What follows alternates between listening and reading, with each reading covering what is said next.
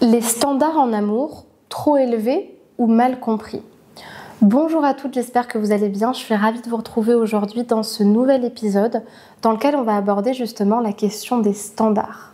Donc les standards, ce qu'on peut appeler aussi également les critères, c'est souvent un exercice phare quand on travaille sur ses relations, qu'elles soient amoureuses, amicales, quand on se réaligne aussi dans sa vie et qu'on se demande quelle valeur est-ce qu'on veut nourrir dans nos relations. C'est ce qui nous permet de définir l'intention de ce qu'on cherche, de savoir comment on le cherche, de savoir ce à quoi on va prêter attention. Mais parfois, on les comprend mal, parfois ils sont trop élevés, parfois on ne sait juste pas comment réellement les définir ou les demander. Et c'est ce qu'on va voir dans l'épisode d'aujourd'hui. Pour les personnes qui ne me connaissent pas, je me présente, je m'appelle Chloé Mercart, je suis coach de vie certifiée et praticienne en thérapie brève. Et je vous accompagne depuis 2020 à sortir de la dépendance affective, à renforcer votre estime de vous-même pour que vous soyez des femmes plus confiantes dans vos relations amoureuses et surtout plus conscientes de votre pouvoir intérieur. Donc à travers mes ateliers, mes conférences, mes coachings de groupe, mes accompagnements individuels, je vous accompagne avec la programmation neurolinguistique, la reprogrammation neuronale profonde, les constellations familiales, mais aussi la Yatra Kundalini activation, ou encore l'hypnose. Si vous n'êtes pas encore abonné à la chaîne YouTube, je vous invite à le faire maintenant en cliquant sur le bouton s'abonner de la chaîne YouTube ou encore du podcast sur Spotify, en cliquant sur le bouton s'abonner et en activant bien la cloche des notifications pour recevoir tous les prochains épisodes qui sortiront dans les prochaines semaines. Sachez également que j'ai créé pour vous une formation offerte qui s'intitule « Les 3 axes à renforcer pour sortir des schémas de dépendance ». Et donc c'est une formation qui vous permet de mieux conscientiser comment est-ce que vous vous attachez dans les relations. Est-ce que c'est la bonne manière? Est-ce que vous avez une bonne stratégie? Est-elle limitante ou au contraire ressourçante? Et comment appréhender ces relations avec plus de conscience et de confiance. Donc pour télécharger cette formation, je vous invite à aller dans le 2e lien en description de cet épisode, de remplir le formulaire et vous la recevrez directement par mail. Donc justement, l'exercice des critères qui correspond au fait de réfléchir à quelles sont mes valeurs essentielles et fondamentales que je recherche chez un partenaire ou dans une relation, ainsi que les anti-critères qui correspondent aux anti-valeurs, c'est-à-dire aux choses que je ne veux pas du tout nourrir, aux choses que je veux limite fuir et que je ne veux pas accepter dans mes relations. C'est un exercice que je conseille justement de faire aux personnes qui veulent rencontrer quelqu'un et plus particulièrement aux femmes qui ont besoin de conscientiser par des intentions ce qu'elles recherchent, de davantage visualiser ce qui est important pour elles dans une relation afin de pouvoir le légitimer, le rendre plus clair et plus atteignable pour elles. Parce que quand on a défini ce qu'on recherchait, ça nous paraît forcément plus réaliste, plus atteignable que d'avoir une image floue de ce qui est important pour nous. Et le réel but de cet exercice des critères ou des standards, c'est de poser des intentions éclairantes et stimulantes pour soi et pour ses futures rencontres, mais pas de fermer des possibilités, de faire peur ou encore d'enfermer nos relations dans des modèles artificiels. Mais le problème, c'est que dans un monde où on est des millions à chercher l'amour et à se mélanger entre ceux qui cherchent du divertissement, ceux qui veulent faire passer le temps, ceux qui veulent oublier leur ex, ceux qui veulent chercher quelqu'un sérieusement, ceux qui veulent chercher quelqu'un mais qui ont des problématiques d'attachement, ceux qui ne savent pas ce qu'ils veulent et qui ont des problèmes d'engagement. En fait, on est dans un monde où on est tellement en contact avec une multitude de profils qui s'entrechoquent et qui se comparent, se matchent et finalement se délaissent à longueur de journée. On est de moins en moins dans la connexion. Et comme on est de moins en moins dans la connexion, il y a énormément de déceptions, de personnes qui ont la sensation de perdre leur temps et qui finalement cherchent, et c'est bien normal, à optimiser un petit peu leur recherche pour trouver en fait à travers ces critères la meilleure stratégie de trouver la personne parfaite. Sauf que le problème, c'est qu'en voulant standardiser les rencontres, on finit par n'utiliser que des protections, que des résistances, ce qui empêche justement de réellement voir à travers nos œillères, nos bulles de protection et ressentir vraiment la justesse d'une relation et la singularité d'une personne. Donc moi, ce que je vous propose maintenant, c'est d'analyser justement à quel moment les standards sont-ils trop élevés, à quel moment les standards sont-ils mal compris, pour justement pouvoir réajuster la donne. Je dirais que les standards ou les critères sont mal compris quand il y a justement 3 éléments. Le premier, ça va être le manque de clarté sur ses besoins en fait, le flou en fait sur ce qu'on cherche réellement. Le fait d'avoir des attentes qui sont floues, qui sont contradictoires, ça rend en fait tout simplement très difficile la visualisation ou la manifestation de ce qu'on recherche réellement. Moi personnellement, je vais le voir quand par exemple, quand on fait l'exercice, les femmes elles vont me dire moi je recherche de l'attention, de l'intelligence, de la gentillesse, de la bonté, de la loyauté, du courage. En fait, elles savent pas vraiment ce qu'elles cherchent. Et encore une fois, derrière le courage, la loyauté, la facilité, la liberté et tous les mots en « et », en « sion » et tout ce qu'on appelle des nominalisations, c'est-à-dire des mots qu'on ne peut pas mettre dans une brouette, comme on dit, et bien finalement, la définition du courage selon une personne est tellement différente en fonction des personnes que si on ne prend pas le temps de le définir, on peut mettre tout et n'importe quoi derrière ça. Et puis c'est pareil, se rendre compte que on veut tout et son contraire et que finalement on ne sait pas réellement quelle est notre justesse par rapport à ce qu'on demande, ça montre qu'en fait on n'a pas pris le temps de faire cet exercice, on n'a pas pris le temps de conscientiser ce qu'on voulait réellement. Très très très très important aussi, je dirais que les standards sont mal compris quand il y a une confusion entre les besoins émotionnels et les besoins égotiques ou égocentriques. Les besoins égocentriques, ça va être de dire par exemple, si c'était moi, alors moi je voudrais un officier militaire qui fasse 1m80, qui soit blond aux yeux bleus. En fait non, Chloé, tu te calmes. Ça c'est pas un besoin émotionnel, c'est un besoin égotique. C'est tous les besoins qui vont être pour l'ego en fait, qui vont faire plaisir. Bien sûr, on peut dire je préfère tel type d'homme, il n'y a pas de souci, mais en fait, les besoins égotiques, ça va être des besoins qui sont des besoins de surface, qui sont artificiels.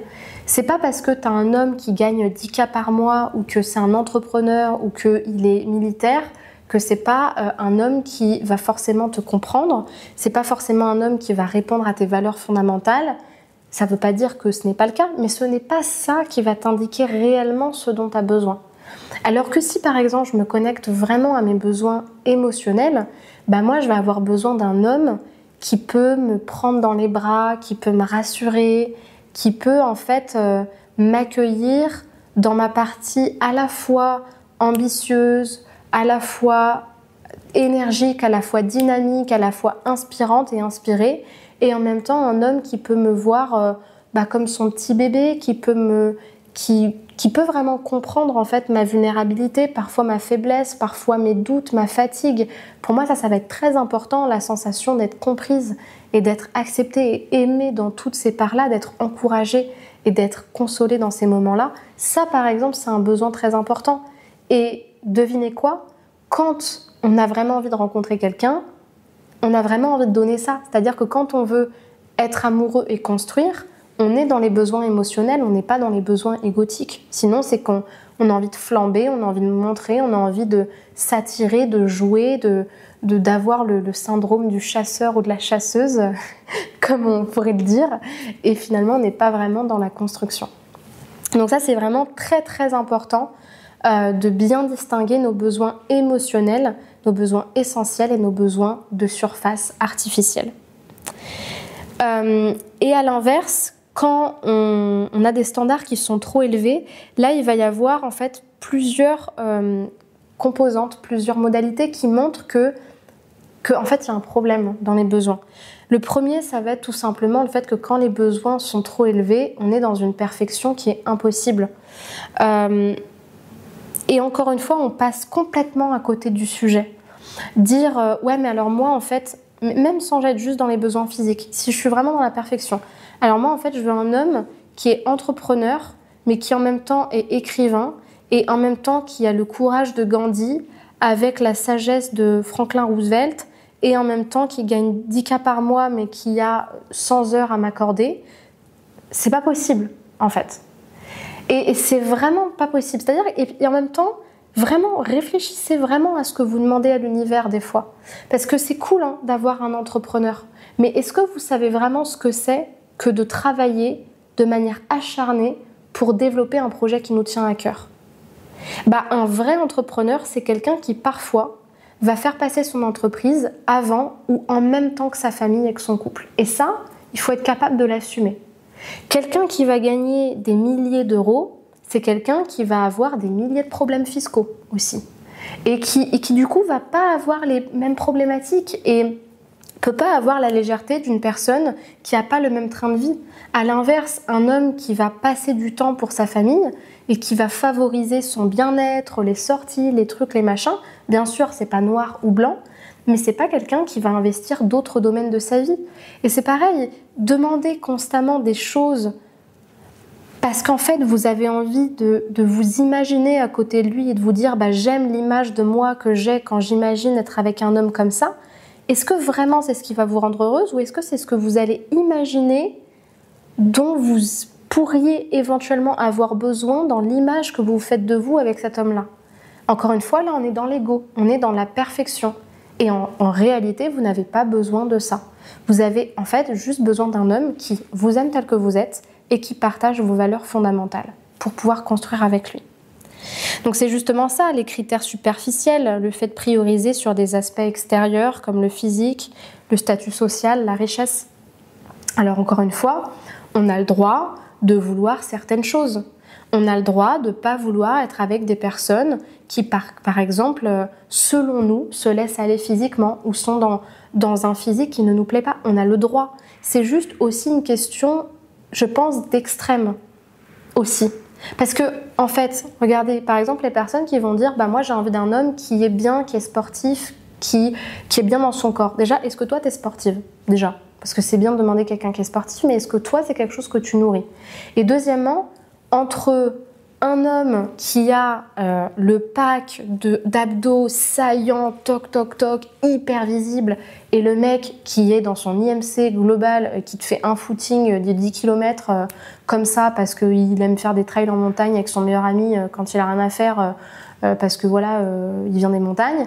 Bon, voilà, c'est pas forcément quelqu'un qui va être parfait physiquement, comme le veut la société, mais en fait, globalement, il est sportif, il est bien dans son corps, et en fait, il est très bien physiquement, et si on s'ouvre à ça, on peut tout à fait être attiré par cette personne-là.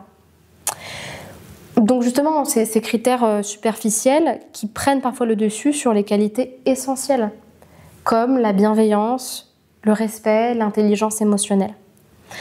On voit aussi des critères trop élevés dans le refus des compromis. Il faut que ce soit 100% de mes attentes. Si c'est pas comme ça, ça marche pas. En fait, bienvenue dans la vie en fait. Des fois, on veut des choses, ça tombe pas pile au bon moment parce que c'est pas ce qu'on doit vivre sur le moment. Ça me fait un petit peu penser, vous savez, à ces mythes où le protagoniste, il veut absolument éviter la malédiction et c'est en voulant l'éviter que finalement il est en train de la manifester. En fait, c'est le mythe d'Oedipe, c'est exactement ce qui se passe. C'est j'ai envie d'éviter quelque chose et comme j'ai absolument envie de l'éviter, finalement c'est ce qui va m'arriver. Donc, bien sûr que des fois on a des critères fondamentaux et franchement ça vous appartient. Par exemple, pour moi les critères qui me semblent fondamentaux chez les gens, ça va être par exemple le mariage. Est-ce que j'ai envie de me marier ou pas? Très important. Éventuellement, est-ce que j'ai envie de partager une certaine valeur de religion avec la personne, ce qui, à mon sens, semble fondamental pour les personnes qui pratiquent une religion. Ça peut être aussi, est-ce que j'ai envie d'avoir des enfants, par exemple?